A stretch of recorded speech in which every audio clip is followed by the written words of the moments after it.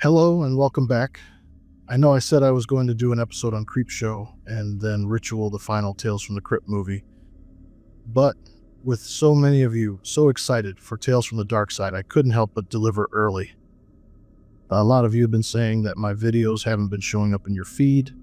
The only advice I can give you is to make sure you have the notification icon clicked and hype the video if you have the ability to do so, and my stuff should show up in your feed a lot more often.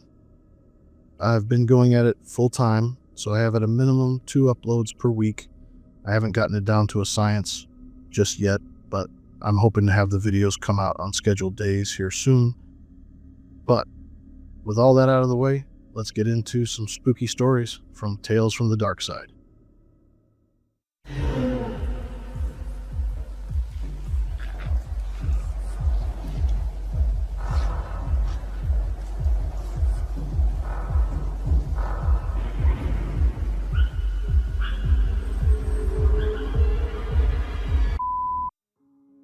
Our first story is titled A Case of the Stubborns, from Season 1, Episode 9, originally airing on December 2nd, 1984.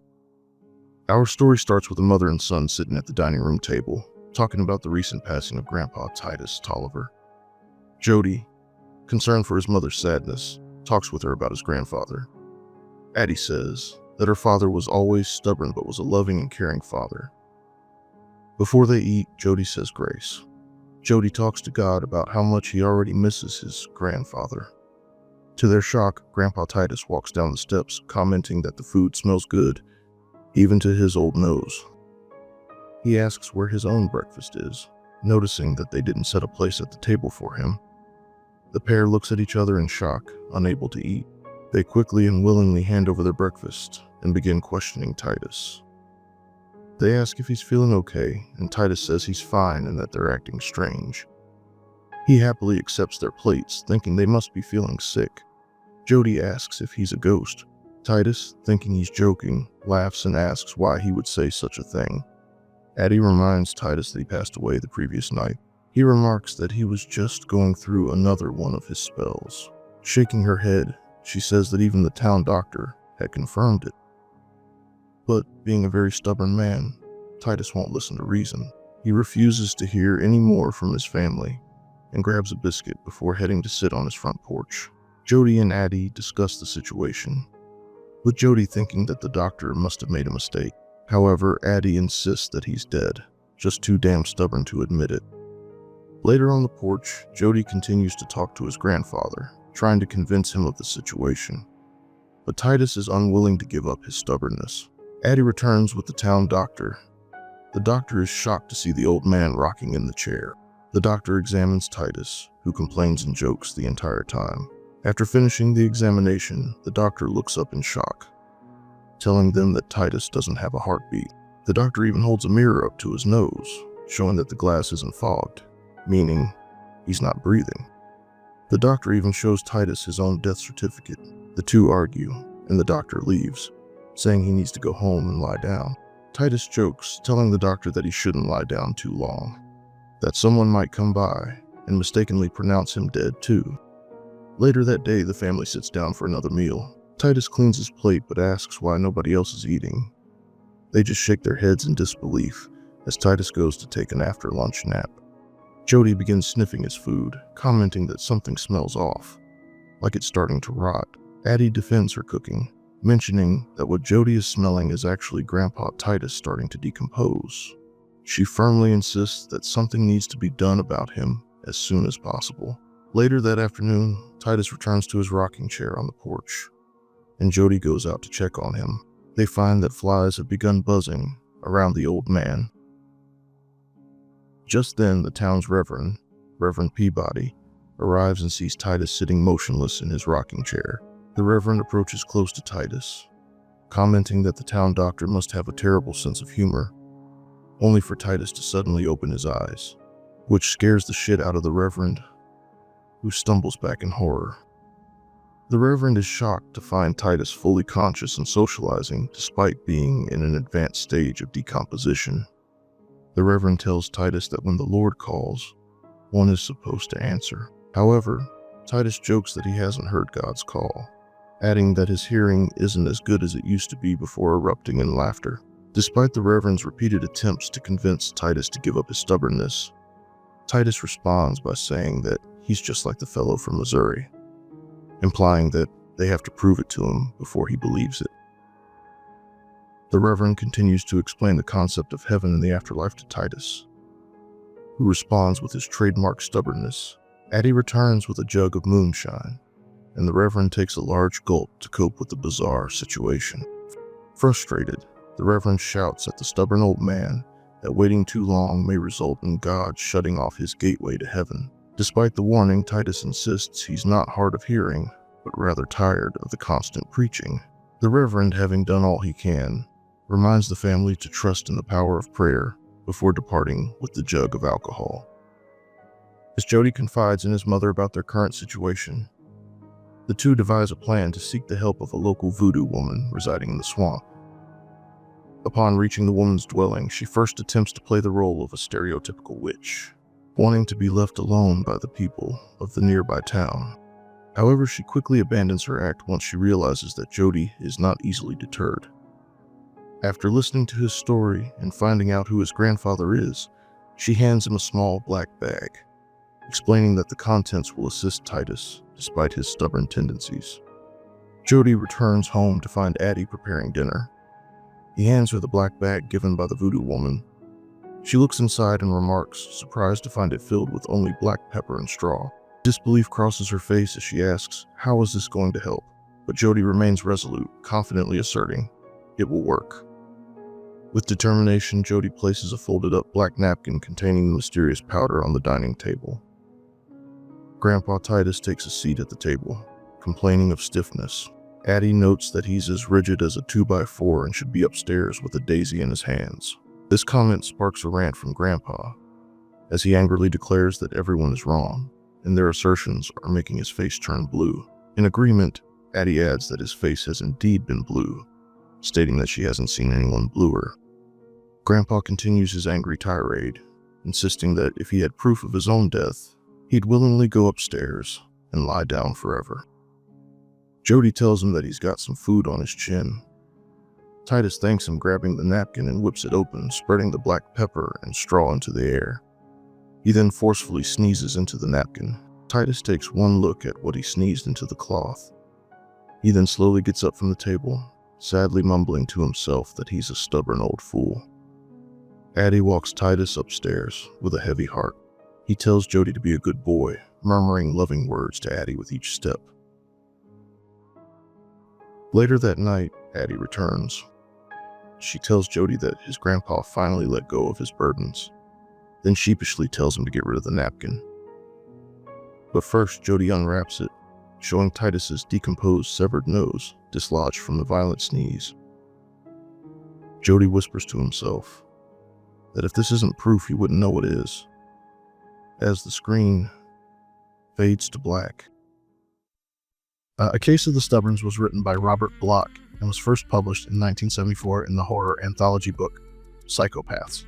Bloch is the same man who wrote every story in the movie The House That Dripped Blood, an awesome horror anthology that we recently covered. He originally wrote A Case of the Stubborns as a short story inspired by Southern folklore, tales of the dead who just don't know or don't want to believe that they are dead. This episode sticks close to the original. Even the bit with the black pepper came straight from Bloch's story. It's a perfect example of what made Tales from the Darkside so unique.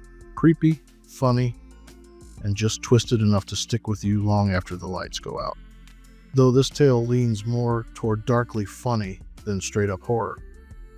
You might have noticed that Jody was played by a young Christian Slater long before Heather's. This was one of his very first on-screen roles, and you can already see that spark of charm even while he's trying his best at a rural accent. Slater would later return for a role in the Tales from the Darkside movie, and that local preacher trying to talk sense into Titus, that's Brent Spiner, years before he played Data on Star Trek The Next Generation. It's wild seeing two future stars share the screen in such a bizarre, backwoods horror comedy. Our second story is titled Season of Belief, from Season 3, Episode 11, originally airing on December 29th, 1986. Our story opens on a cozy family home, glowing with Christmas decorations. The family sits at the table, eating dinner. Stefa, the young girl, asks her mom if she can stay up late to watch A Christmas Carol on TV. Her mom shakes her head no. She then asks her father, who says they're just going to enjoy each other's company, stating that he wants to be the one family celebrating an old-fashioned Christmas Eve. Her brother Jimbo jokes that they'll sit around waiting for the fat man to get stuck in the chimney. Stefa says she knows there's no such thing as Santa Claus. Her father frowns at her, waving his finger, saying that's a wicked thing to say on Christmas Eve.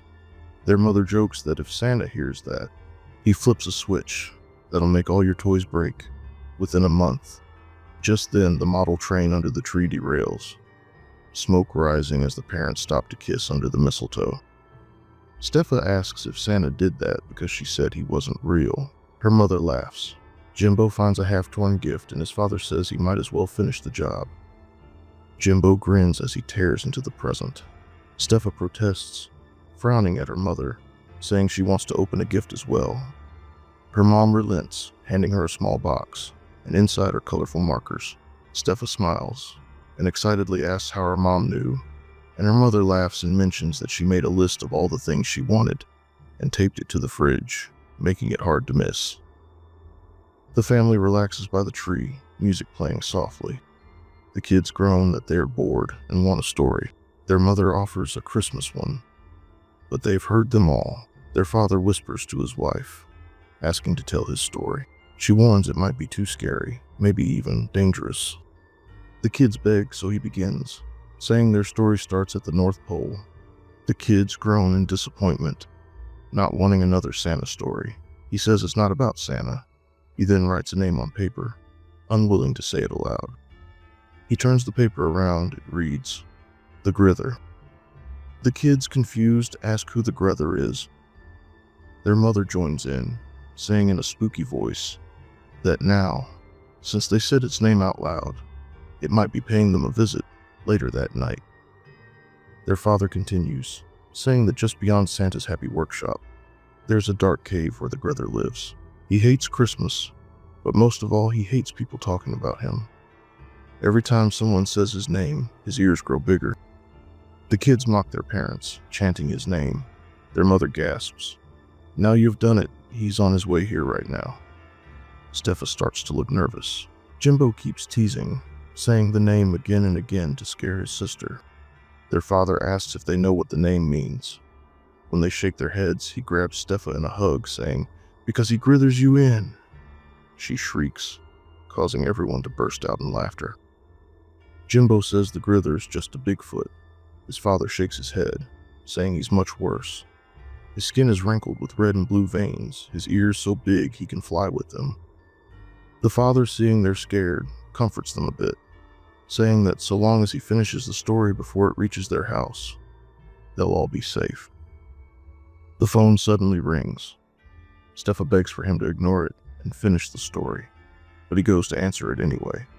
The kids plead with their mom to finish, but she says the person who started the story has to be the one who finishes it. On the phone, their father smiles, telling the mysterious caller that they're all there and waiting. He returns, the kids begging him to continue. He says the Grither was born on a ship lost at sea, formed from fear and rage. The people trapped aboard were there for a long time with no help coming.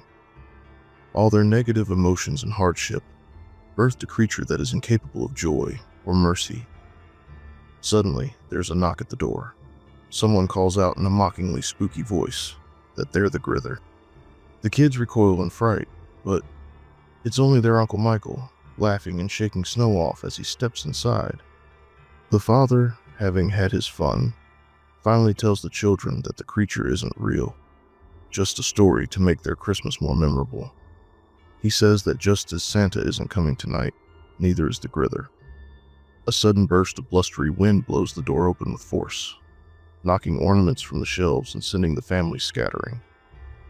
They trip over each other trying to regain their footing as Jimbo battles the howling wind tunnel, forcing the door closed. Stefa insists it was the Grither. She's convinced the burst of sudden wind was the creature's massive wings flapping as it landed. Her parents laugh it off, attributing the strong winds to the blizzard. Just as the two parents finish giggling, two long hulking arms break through the window, with pale skin with red and blue veins. The arms grab the mother and father by the head before they even have a chance to react. The massive arms palm their heads like basketballs, and in a swift motion, quickly snaps their necks. The arms vanish into the cold, dark night. Steffa begins to ask if that was the Grether when Jimbo stops her. The little girl cowers in between her motionless parents and whispers, "It wasn't Santa Claus," as the screen fades to black. The story of Seasons of Belief was both written and directed by Michael McDowell, and was adapted from a teleplay that he wrote himself. McDowell said his casting choices: E.G. Marshall as the father, married to a much younger mother, played by Margaret Clank, just felt right for the story he wanted to tell, despite the 38-year age difference between them. Some of you might remember E.G. Marshall from the Creepshow segment, They're Creeping Up on You, where he was preyed upon by millions of cockroaches. And yes, we covered that movie on the channel too. Because Tales from the Darkside operated on a shoestring budget, casting often came down to who was available and affordable during production windows. So if a respected actor like E.G. Marshall was willing to shoot for union scale, they jumped at the opportunity. What makes this episode stand out is how it blends the festive with the horrific. A family gathering on Christmas Eve, a pair of bored kids, a turn to old-fashioned storytelling, and then the monstrous punchline. The aesthetic is cozy at first, but slowly shifts from warmth to unease as the story unfolds, and finally into something truly dark with that chilling final reveal. The production leans into the idea that belief, or the refusal to believe, has power. By mixing holiday tradition with horror folklore, Seasons of Belief reminds us that sometimes what we don't believe in is what gets us from the shadows. Our final tale is titled Trick or Treat, and is actually the pilot episode for the series. It originally aired 2 days before Halloween, on October 29th, 1983. Our story begins with three men sitting at a table, going over paperwork. While discussing the odds and ends, one of the men asks for a second cup of coffee. Mr. Hackles says it will cost him 4 cents. The man laughs, thinking Hackles is joking, but he's very serious. He explains that people spend pennies too freely, while he, on the other hand, collects them. Once again, he says that second cup of coffee will be 4 cents. He hands the taxman a bundle of IOUs. One of them remarks that everyone in town must owe him something. Suddenly, Hackles tenses up, saying he feels a sharp sudden coldness, only for a monster to appear beside him. The creature leaps from behind the corner and at the two men. But it's just a prank. Hackles laughs and says it's Halloween and that it's his favorite time of year, as he mocks the two frightened men. The next day, Mr. Kimball arrives to make a payment on his debt. He tells Hackles that he and his son won't be trick-or-treating this year. Hackles reminds him just how much he owes, and adds that his farm is being held as collateral. He insists the Kimballs should still come by for his Halloween tradition, where all of his customers visit his house for trick-or-treats. But Kimball declines again, this time a bit more sternly. Hackles then turns to the Kimball boy, explaining his yearly game that he hides everyone's IOUs somewhere in his house. And if a child can find their family's papers, all debts are forgiven. The boy is eager to try, but his father again refuses, saying that it's likely just a mean-spirited trick, and that the papers are likely not even there. Hackles insists they are in plain sight, and that he doesn't cheat. He doesn't have to, he says. People make their own misfortunes. The Kimball boy says he could find them, but his father remains firm. Hackles smirks and says perhaps he should raise the payments even higher. Furious, Mr. Kimball says he'd rather lose the farm than let his son play Hackles' creepy games, and storms out. Just then, Mr. Muldoon walks in, charging a Halloween decoration to his account. He boasts that his son, Timmy, will beat Hackles at his own game and get their IOUs back, proudly saying he spent all year toughening the boy up. For once, he declares the Muldoons won't owe Hackles a single cent. That night, Hackles returns home, humming to himself, and locks his papers away. He stuffs the IOUs into an unlit fireplace, A knock echoes through the house. It's young Bessie McGillicuddy, hoping to find her family's papers. Hackles presses a button, and the front door creaks open on its own. Bessie hesitates, then steps inside, the door slamming shut behind her. As she wanders through the dark house, spooky sounds fill the air. Suddenly, a realistic puppet springs up, making her scream and run out in terror. Hackles follows out to the front porch, giggling to himself and talking shit to Bessie's mom. The whole time with a wide grin on his face while Bessie cries into her mom's shoulder. Hackles laughs. He repeats the same trick with two more children. One is frightened by bats, and the other by a ghostly illusion. Each of them runs screaming into the night. Later, young Timmy Muldoon arrives. Hackles says he's been expecting him, and lets him in. His father gives him a few words of encouragement before the boy sheepishly steps inside. The door swings shut as Timmy looks around nervously, as Hackles' voice booms over the loudspeaker. He tells Timmy that the spirits are restless tonight, but Timmy scoffs, saying there's no such thing as spirits. Hackles mocks him from behind the walls, pressing buttons to trigger thunder, screams, and rattling chains. But Timmy doesn't scare easily. He searches the house and nearly finds the IOUs until a mechanical bear lunges at him. He bolts out of the house straight into his father's arms. Hackles follows the child out to the porch to once more talk shit to the parent. It's clear that he's a bitter old man who enjoys putting families into destitute while terrifying their children, dangling the hope of financial freedom at an unreachable distance. Just as he's about to celebrate his victory, he spots a new figure through his viewfinder, a witch standing at his front door. She repeats trick or treat over and over. He goes to investigate. The door slowly creaks open. The witch hovers forward, gliding into the house. With a flick of her hand, the IOUs flutter into the cold wind. Hackles, scared for his money, frantically runs to his safe, but he's slowed down when his props seem to come alive, with one looking at him with an ominous gaze, fury burning in its eyes. His puppets move, his props laugh, and as he turns around, his safe bursts open, scattering all of its money across every room. He chases the money into a red-lit room, only to find the devil himself waiting for him. Around him, demons begin to gather. The door slams shut behind him. Moments later, young Timmy returns for another try. The witch appears at the door, handing him the IOUs, as well as the bundles of money in a bag filled with ill-gotten gains, stolen from the many townspeople. She then flies away cackling into the dark night sky as the screen fades to black. Trick or Treat was written by none other than the legendary George Romero. It was the very first episode of the series and paved the way for all 4 seasons of Tales from the Darkside.